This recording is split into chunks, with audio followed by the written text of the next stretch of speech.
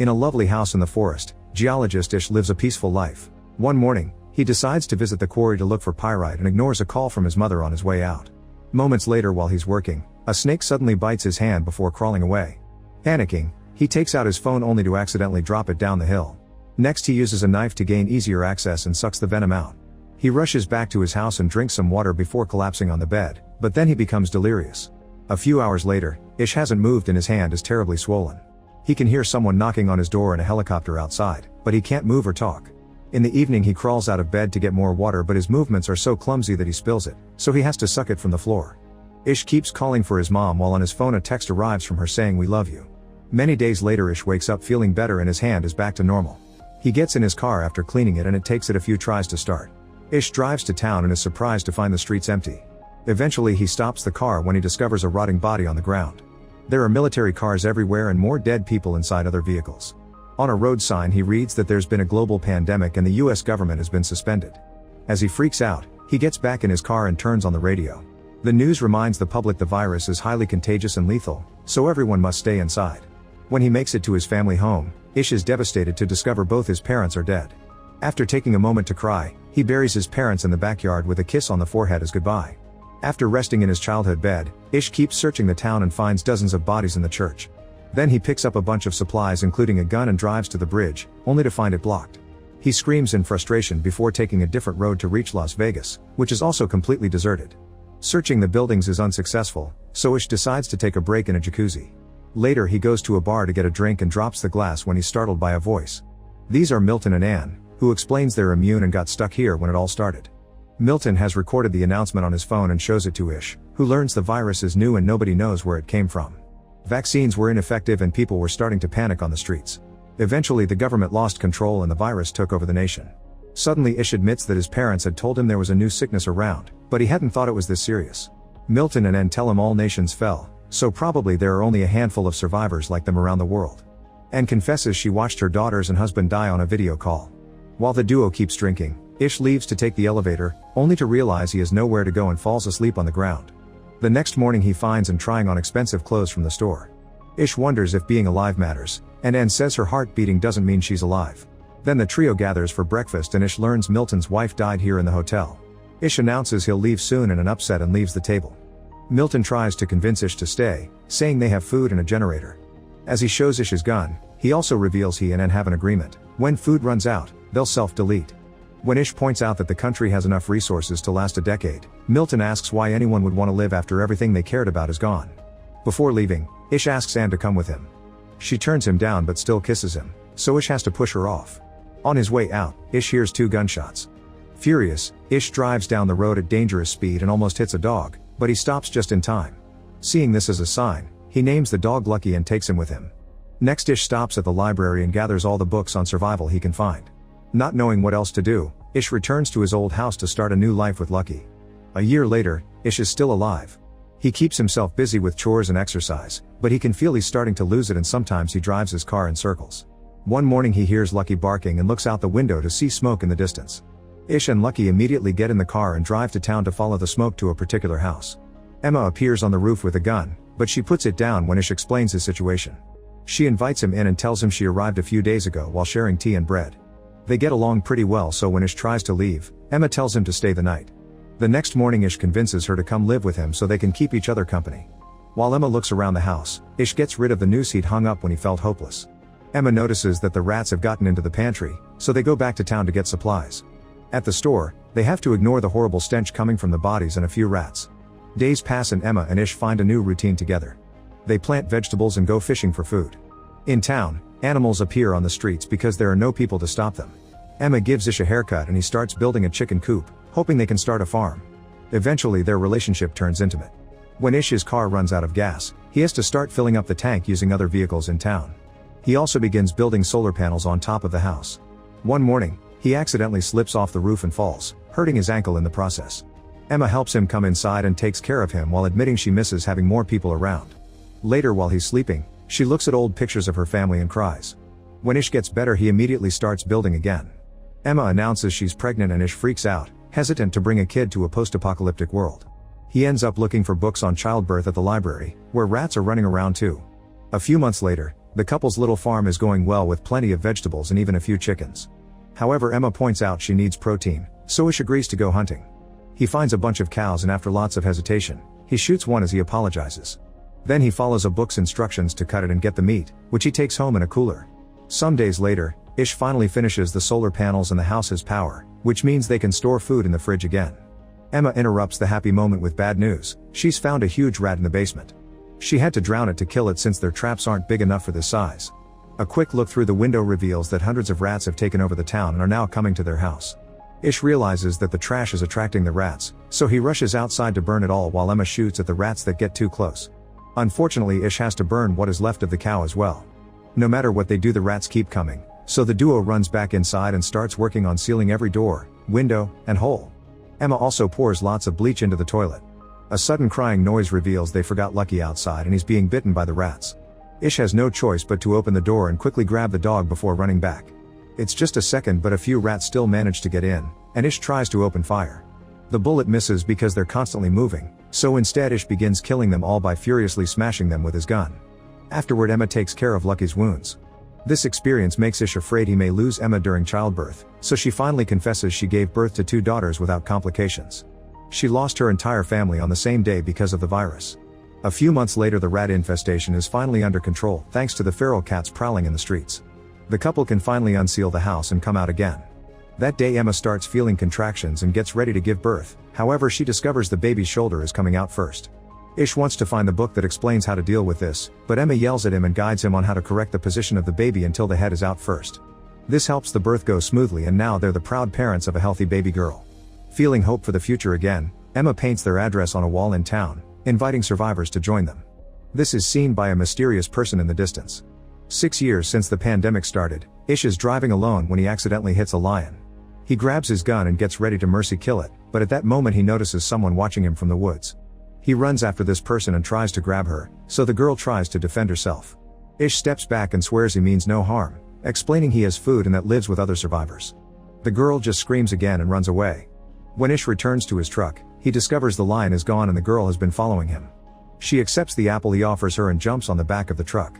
Ish takes the girl to his house and it's revealed he and Emma have 2 kids now, Heather and Alex. They've also been joined by 2 more survivors, Jorge and Maureen, not to mention Emma is pregnant again. Everyone is friendly toward the new girl, but she still doesn't speak or leave the truck, so Ish concludes she must have PTSD. That night, the girl sleeps in the truck. The next morning, Maureen brings breakfast for the girl, who is startled and causes her to drop the dish. As the girl grabs her wrist, Maureen notices they have the same scars and shows her the ones on her chest. She also offers her hair for her to touch, gaining her trust.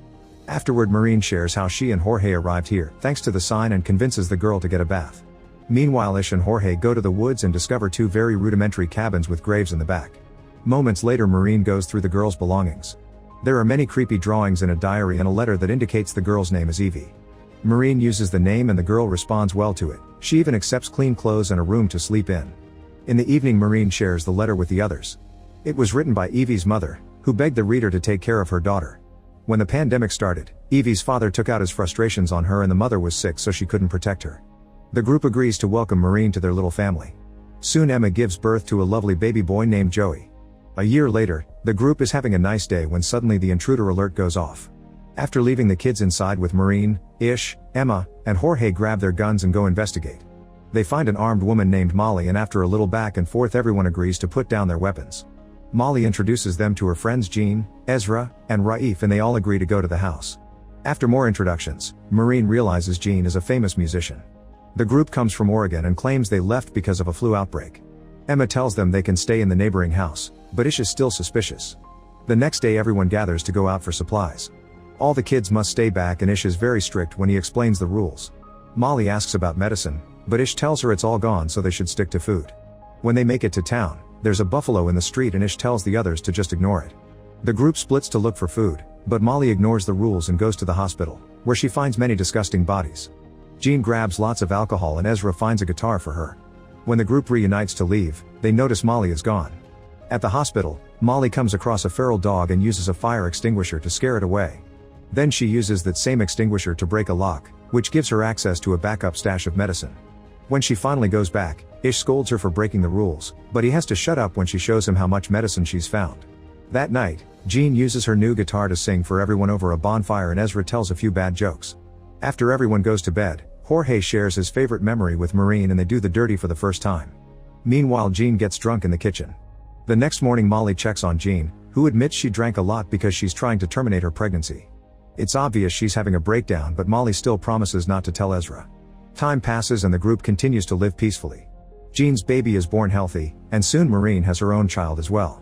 14 years after the start of the pandemic, everyone is still living together as a big family and they celebrate Heather's birthday. Ish takes Joey to the library often, hoping to pass on his love for books. One afternoon, Ish and Joey notice that the wind is blowing pretty hard and it begins to rain, so they hurry to return home. They make sure everyone is safe inside, only to discover Lucky is missing. Ish goes looking for him and is devastated to discover Lucky has been killed by a fallen tree. Emma soon joins him and they cry together while clinging to the body. The next day, Lucky is buried in the garden.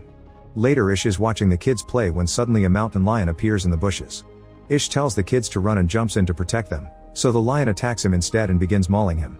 After so many years of silence, Evie begins yelling for help. Soon the other adults manage to rescue Ish and rush him to the hospital. Molly is a doctor, so he guides the group to help her with the injuries. She has to give Ish CPR to stabilize him before she starts working on closing up all his wounds. Meanwhile, Emma goes to the woods and when finally finds the lion, she shoots it multiple times as revenge. When Ish finally wakes up, Molly admits she isn't a full doctor, she's just a student that dropped out of college. However, Ish trusts her knowledge and soon he's able to walk again, so he goes back to his family. By the 17th year of the pandemic, Joey has become an excelling fisher and Ish is very proud of him, which makes Alex jealous. Raif and Heather are old enough to go looking for supplies alone, and while searching houses they're confused by many things from the old world. They get along well and soon they start dating. Eventually both teens are eager to see more of the world and after some discussion, their parents allow them to go. The teens fill a car with supplies and guns so they can be safe out there. Sometime later, Ezra notices that the plants are abnormally dry for this time of year. In the kitchen, Evie can't get water from the kitchen faucet and gets so nervous that she breaks the handle. A quick trip to the reservoir reveals that the water is gone because the area is going through a drought. The pipes are also rusted and broken because they haven't received any maintenance. If it doesn't rain soon, they only have a week left of water, and that's only if they begin to ration. At that moment they see two vehicles passing by, so the group rushes back to the house in case these new people are dangerous. Minutes later, Charlie and Perry show up outside the gate with a canteen full of water as a peace offering.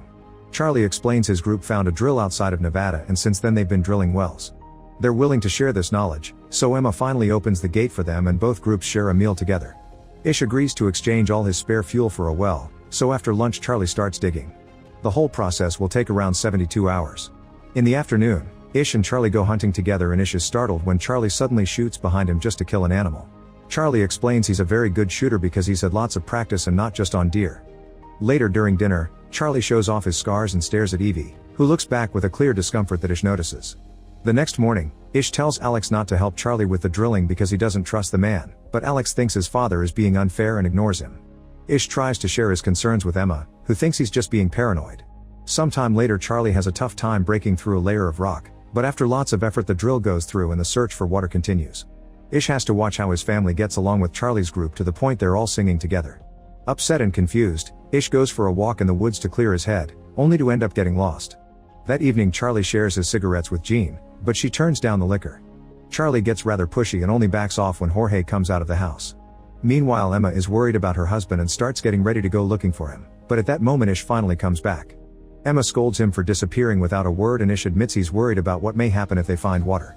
The next day the drill finally goes deep enough and water bursts out of the ground.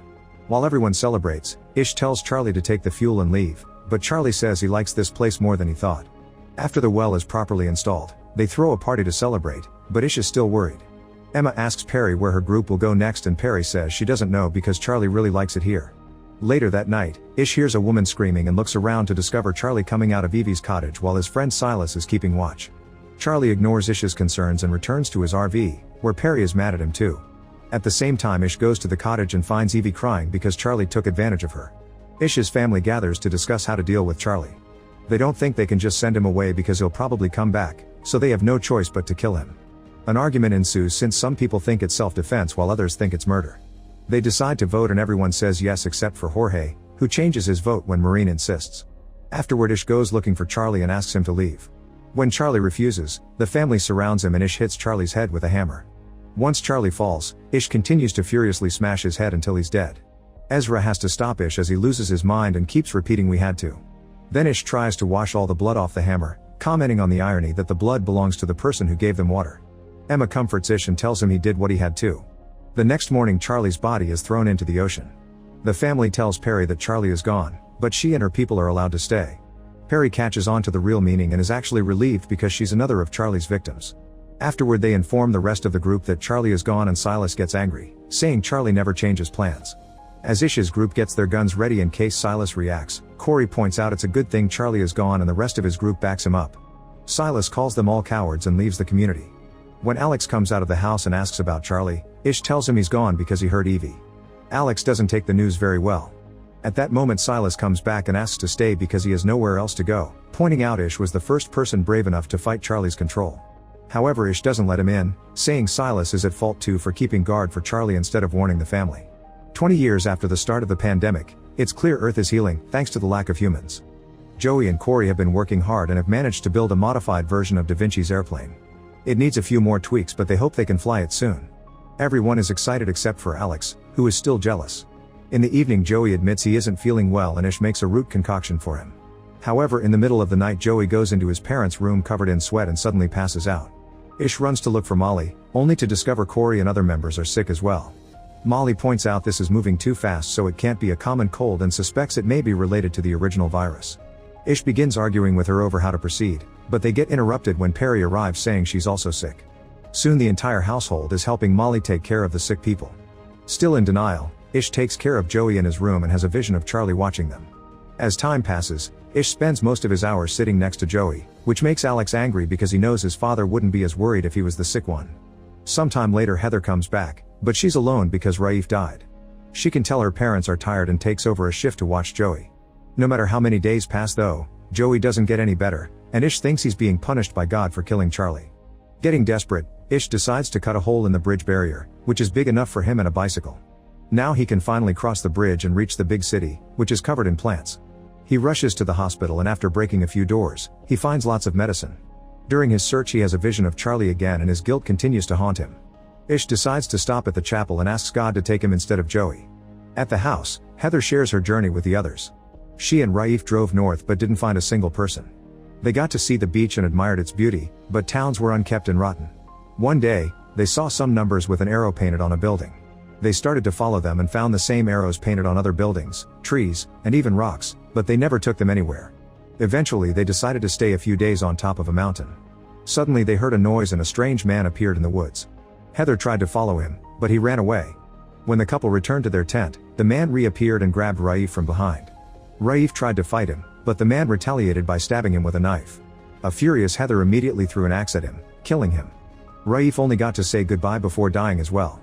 After burying him, Heather started to make her way home on foot because her car broke down. Hearing all this makes Gene start drinking again. As soon as Ish comes back, he starts getting things ready for a blood transfusion, hoping to pass his immunity to Joey. Heather immediately calms him down and advises him against taking extreme measures too soon. Then she tells her to go to Molly because she's created a new medicine made from tree. Ish picks up Joey and takes him to Molly, who explains the medicine may take a few days to take effect. Since Joey is burning with fever, Ish gives him a freezing bath. A few days later, everyone is starting to feel better. Molly explains this is a strain of the original virus and she can only treat it because it's weaker. Meanwhile Corey asks Heather for a description of the man that killed Raif and realizes it was Silas. Now he has to decide if keeping the secret or not. Unfortunately the medicine doesn't work on Joey, who says his final words to his parents and dies in his bed. Ish doesn't take it well and drives out of the house at great speed, ignoring his family's concerns. He finds the sign Emma painted years ago and covers it up. Then he goes to the library and starts throwing and destroying the books in a fit of fury. At the house, they bury Joey with a few more people who couldn't survive the virus either and they hold a small funeral. Later Emma finds Ish still at the library with a match in his hands. She reminds him it was all already gone before Joey, but he still has other children and friends to live for. This convinces him to return to the house, but he still doesn't know how to live again. A few days later Ish goes on a hike and finds a beautiful view of the perfect sunrise, which shows what the world has become. When he goes back, he tells the kids he got it all wrong. He's been trying to teach them lessons from the old world, but now they live in a different place. Ish announces they don't need him to teach him anymore because the world is their teacher now. A year later, Ish finally forces himself to enter Joey's room. While picking up all the unused things, he discovers Joey's diary. The boy had wanted to find more people even if Ish didn't agree, and he had started to design a diagram for a radio with its own antenna.